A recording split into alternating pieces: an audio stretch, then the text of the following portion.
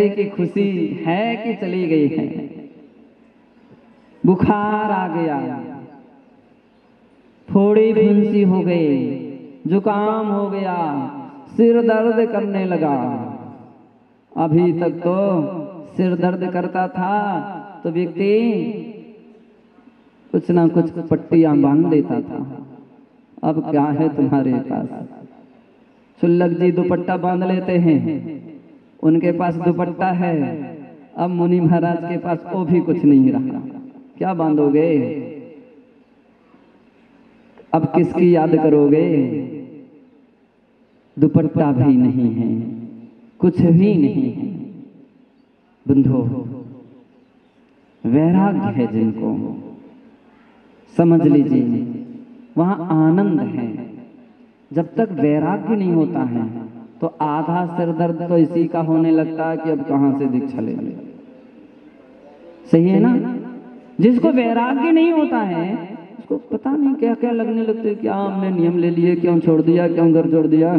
घर में बहुत अच्छे थे, 10 टाइम 2-4 टाइम तो भोजन पानी मिलता था, यहाँ तो 1 टाइम भी का भरोसा नहीं है, कोई सुनता नहीं है। हो सकता है ऐसे लोगों के बीच में पहुंच जाए, कोई सम्मान नहीं दे रहा है, हाथ भी नहीं जोड़ते हैं, नमोस्तु तक नहीं करते हैं, भैया वृत्ति के लिए भी कोई नहीं आता है, पूछता तक नहीं है कि तुम्हारी तबीयत कैसी है। बैरागी लोग इन सब बातों की कदापि इच्छा नहीं रखते हैं, ये भाव ही उनके अंदर में नहीं होते हैं। उसी का नाम तो वैराग्य है। वैराग्य का अर्थ है थोड़ी अकेला कि घर छोड़ करके आ गए हो। इस सब परिस्थितियों के मध्य संसार, शरीर और भोगों से विरक्ति का नाम है वैराग्य। संसार के सारे रिश्ते नाते कुटुंब परिवार को आपने सोचा था सारथ लाग करहि सब प्रीति, तुलसी कहाँ हूँ यही जग रीति। ये सब स्वार्थी संसार है, ये अपन ने जाना था। ये दुखों से ग्रसित है। या तो संसार सागर दुखों से भरा, या में सुख तो कहीं नजर आता नहीं, कहीं नजर नहीं आता। ऐसा विचार करके वैराग्य हुआ है। आपको दुखों से देखा है कि संसार दुखों से भरा है, और यह सोच करके जब तक संसार में रहेंगे तब तक दुखी रहेंगे। पहले ही जिसने सोच लिया है कि इतने तकलीफ और कष्ट संसार में हैं, तो वे कभी भी दुखों से उनके चेहरे उदास नहीं होते हैं। किसके चेहरे उदास होते? जिसने सोचा ही नहीं, जिसने वैराग्य ही नहीं हुआ। और बिना ज्ञान के वैराग्य नहीं होता है। जिसने सोचा ही नहीं था उसके लिए परेशानी है। और जो पहले से सोच करके आया है मुझे तो किसकी धार पर चलना है? दक्षा जी ध्यान रखना, तलवार की धार पर चलना है, अंगारों पर चलना है। संयम है, मखमल का मार्ग नहीं है। एक ऐसा है कांटों का मार्ग है। एक राजमार्ग होता है और एक महराज मार्ग होता है। राजमार्ग पर आप सब चलते हैं, आपकी गाड़ियां जाती हैं, और एक महराज मार्ग होता है जहां पर व्यक्ति पैदल भी चलना कठिनाई महसूस करता है। वो महराज मार्ग है जहां ना जूते हैं, ना चप्पल है, ना गाड़ी है, ना कोई ट्रेन है, ना प्लेन है, कुछ नहीं है। वो महराज मार्ग है। छाया भी नहीं है, जमीन तपती है, ठंडी हवाएं ठंडी के समय में चलती हैं, गर्मी के समय में लपटें चलती हैं, महराज मार्ग में जाते हैं। महराज मार्ग है। संसार से जिनको विरक्ति हो गई है, शरीर से जिनको विरक्ति हो गई है, अभी तो रोज रोज क्रीम लगाई जाती थी, थोड़े अच्छे दिखें, सुंदर दिखें, क्रीम लगाई जाती थी। मच्छर ना काटे इसलिए पंखा चला लेते थे, ठंडी लगे तो चादर ओढ़ लेते थे, मैल हो गया तो साबुन लगा लेते थे, और तरह के सुगंधित तेल लगा लेते थे। पसीना आता, दुर्गंध आती है, सुगंधित तेल। माता जी कह रही हैं बाल सफेद हो जाए तो उनके लिए काले कर लेते थे। महाराज करे बचपनी से शुरू हो गया। अब तो बंधो धन्य है इन यतियों के लिए जिन्हें शरीर से भी विरक्ति हो गई है। ज्ञान की दृष्टि से जब हम देखते हैं तो अपने लिए लगता है इनकी साधना दिखती है, तप दिखता है, त्याग दिखता है सच्चे निर्ग्रंथ मुनि के अंदर में। लेकिन सच्चे होना चाहिए तो भी दिखता है कि ओहो कितनी सहन करते हैं। शरीर से इतना विरक्ति है, इतनी विरक्ति है कि कोई परवाह ही नहीं है कि शरीर का क्या हो रहा है। जबकि नहीं महाराज, कोई व्यक्ति आए, उन्होंने कहा महाराज थोड़ा ध्यान शरीर पर तो कर लिया करो। महाराज कहते हैं शरीर के ध्यान करने से मोक्ष नहीं होता है, अपितु आत्मा के ध्यान से मोक्ष होता है। इसलिए हम आत्मा का ध्यान करते हैं। शरीर को तो देखो थोड़ा, शरीर को क्या देखना है, अनंत भवों तक देखते रहे हैं। अब उसे देखना है जिसे आज तक नहीं देखा था। वह अपना आत्मा स्वभाव के लिए नहीं देखा था, बस उसमें रुचि आ गई है। एक ऐसा संयम का स्वाद है, एक बार स्वाद संयम का जिनको आ गया है, एक बार संयम का रस आ गया तो संसार के सारे रस नीरस हो जाते हैं, सारे रस नीरस हो जाते हैं। बंधो वैराग्य शरीर से वैराग्य है, भोगों से वैराग्य है। महाराज श्री मम्मी पूछती थी बेटा क्या बना दूं? मम्मी आज तो पूड़ी खाऊंगा। अच्छा ठीक है, आज पराठे बना देना। आज तो इच्छा है मेरी, आज खीर खाऊंगा, आज हलवा खाऊंगा, आज अमुक वस्तु खाऊंगा। वही मम्मी आज आकर के पूछे बेटा अब तो बेटा क्या कहे, महाराज आपको क्या बना दें? महाराज कहेंगे ये बनाने की बात बंद करो यहाँ, और करोगे तो उठ करके जाओ। यहाँ बनाने की बात नहीं रही। अब कहना तो बहुत दूर रहा, सुनना भी अब पसंद नहीं है। और अधिक आकर के कह दे, बस आपके लिए सबसे अधिक रुचि थी मुगद के लड्डू की, आप ही के लिए बना करके लाए हैं। ठीक है ना, बड़े रुचिकर थे। लो ये ले लीजिए।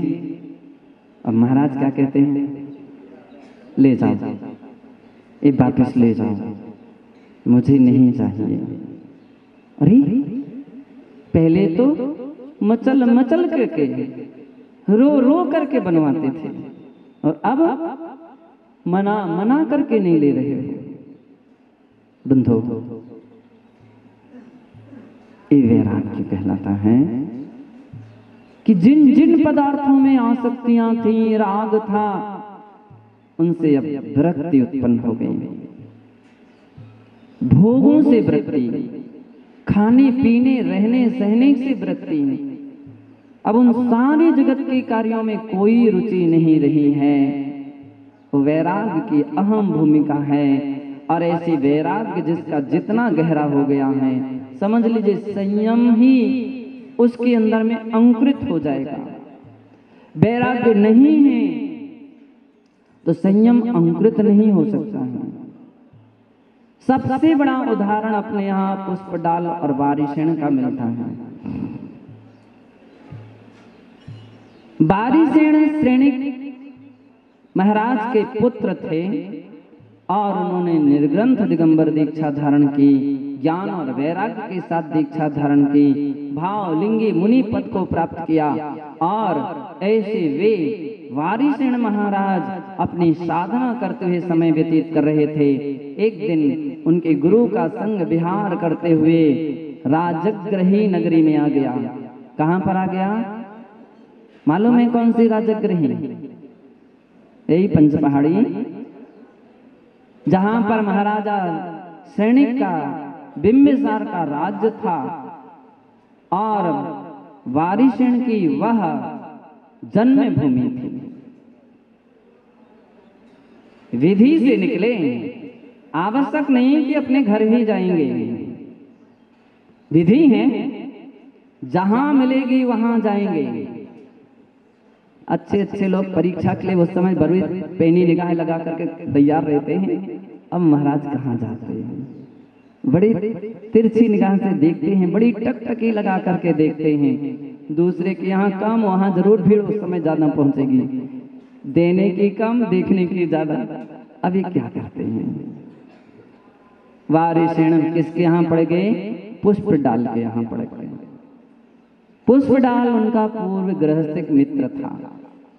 खुश हो गया, धन्य हो गया, आज हमारी ये टूटी फूटी झोपड़ी सफल हो गई। आपके आज आहार हुए। आहार के बाद कमंडल लेकर के वो वापस आगे बढ़ा, लेकिन सोच रहा था अब महाराज तो जंगल में बहुत दूर हैं। तो निश्चित थे गांव के बाहर महाराज कह देंगे कमंडल दो और आप जाओ। लेकिन महाराज ने तो अभी तक नहीं कहा, अभी तो कुछ नहीं कहा। अब क्या करना चाहिए? राग की बातें कहो तो ये जल्दी खिसका देंगे हमको, हैं? संसार की बातें करें। महाराज आपको मालूम है, ये देखो, ये वो मैदान है ना जहां पर अपन लोग खेलते थे। आपको याद है ना? आपको याद है? याद करो, अपन लोग खेलते थे ना यार। वारिसेन ने नहीं कहा कि हाँ खेलते थे, कि हाँ बड़ा था, हम लोग बहुत खेलते थे यहाँ पर। उन्होंने नहीं कहा कि हम लोग खेलते थे। वारिसेन केवल सुनते रहे, ज्ञाता दृष्टा की तरह सुनते अकेले रहे। थोड़े और आगे देखो, देखो ये वो नदी जहां पर अपन लोग नहाने आते थे। बचपने में नहाते थे ना, खूब नहाते थे और इतना इतना घंटे घंटे भर नहाते थे। कुछ भी उत्तर नहीं। वारिसेन पुष्प डाल सोच रहा है, अब कहेंगे, अब कहेंगे, लेकिन इतनी सारी बातें कहने पर भी वारिसेन ने कुछ भी नहीं कहा। अंत में जाकर के अब पुष्प डाल तो कहां तक पहुंच गए? मुनि संघ जहां पर विराजमान था उस समूह में पहुंच गए। सभी महाराज भी कुछ ना कुछ वहां के होंगे, राजगृही के वे पहचानते थे। अच्छा अच्छा अच्छा, अब समझ में आ गया। वारिसेन महाराज का हार पुष्प डाल के यहाँ हुआ और पुष्प डाल को अब लेकर के आए हैं। वो भी अब दीक्षा लेगा। क्यों नहीं लेगा? जिनके मित्र महाराज बन गए तो क्या वो नहीं मित्र बनेंगे? हाँ, ये भी तो मित्र बनो, ये भी तो महाराज बनेंगे। बोलो ना, हाँ बनो, बोल बोल, हाँ बोल, हाँ कर, हाँ कर। अरे अबे बेचारे पुष्प डाल कुछ भी नहीं कह सके। बोलो बोलो बोलो, हाँ हाँ हाँ हाँ, क्या कहता है? सीधा सीधा प्रार्थना कर, महाराज दीक्षा दे, मुझे दीक्षा दो। महाराज अरे किंतु ये देखो इनका, तुम्हारे मित्र कितने महान हैं, इतना बड़ा घर छोड़ करके आ गया, तू अपना छोटा सा घर। आखिर में उनको मुनि बन ही गए, लेकिन कैसे बने? ऐसे बन गए, मन में सल बन गई। ये क्या रह गई सल? अरे दीक्षा तो ले ली और वहां तो किसी से पूछा भी नहीं, बताया भी नहीं। मेरी वो सीधी सादी काली कलूटी एक आंख से कानी पत्नी का क्या हो रहा होगा? उसने खाना खाया होगा कि नहीं खाया होगा? कोई पूछने वाला होगा कि नहीं होगा? कोई ध्यान रख रहा होगा, नहीं रख रहा होगा। अब ये बात दिल दिमाग में घूमती रही। वहां तो शंका आगे के लिए बिहार हो गया, बिहार भली हो गया, लेकिन घर पुष्प डाल के हृदय से नहीं गया। बाहर का घर छूटा था, लेकिन राग मोह का घर जो था नहीं छूट पाया था। वही घूमता रहा, मम्मी आती होगी कि नहीं, पूछती होगी कि नहीं, ससुराल के पक्ष वाले कोई आते होंगे। जब देखो तब उसको वही सोच, वही विचार, वही चिंता, उसी रूप में सामायिक और उसी रूप में प्रतिक्रमण। बंधो कहते हैं 12 वर्ष निकल गए। 12 वर्ष निकल जाने के बाद वे ही बारिशें एक दिन वे किन्हीं तीर्थ वंदना के लिए निकलने वाले थे। उन्होंने पुष्प डाल से कहा, तुम यहाँ ही ठहरना, मैं अभी कुछ समय के बाद वंदना करके आऊंगा। पुष्प डाल ने कहा, हाँ ठीक है। बिहार एकदम राजगृही नगर के निकट ही था, विश्राम वहीं था। पुष्प डाल सोचते हैं अवसर अच्छा है। क्या है?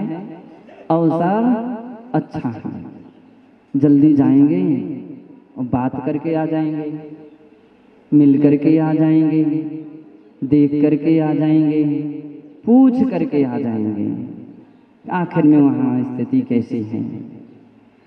ऐसा विचार पुष्प डाल के अंदर में उत्पन्न हो गया और उन्होंने कहा, बहुत हो गया, 12 साल काफी बात हो गई, कुछ भी हो, अब तो अवसर का उपयोग कर ही लेना चाहिए, जल्दी चलो।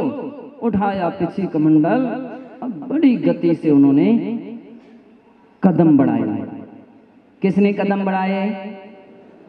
पुष्प डालने नहीं, राग ने कदम बढ़ाए। किसने बढ़ाए? राग ने। मोह ने कदम बढ़ाए, आसक्ति ने कदम बढ़ाए। बंधु बड़े बड़े कदम बढ़ते जा रहे थे। यहाँ बारिशें अपनी विद्या से यात्रा करके लौट करके आ गए। बसंतिका में देखा पुष्प डाल नहीं है, समझ गए, समझ गए। क्यों नहीं समझेंगे? 12 साल तक जिनके निकट रहे हों, वे तुरंत ही उसी राजगृह नगरी के उस रास्ते से गुजरे जिस रास्ते से पुष्प डाल जा रहे थे। और उन्होंने पास आते ही, पुष्प डाल ठहरो, मैं भी चलता हूं।